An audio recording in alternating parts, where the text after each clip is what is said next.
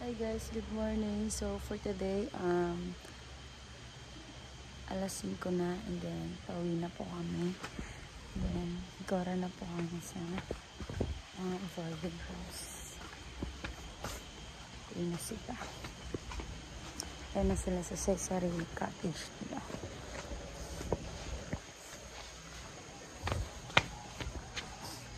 Ano?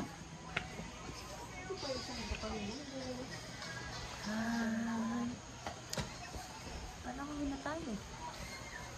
Hindi sa mga pagkain. Sino ako? Wala mong plastic. Hindi makakapagbalat. Hindi ka magbabalo. Hindi na makakapagbalat kasi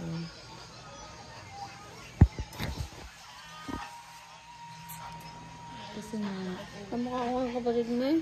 walang plastic. Ngayon ko lang na kamukha ko yung kapatid mo.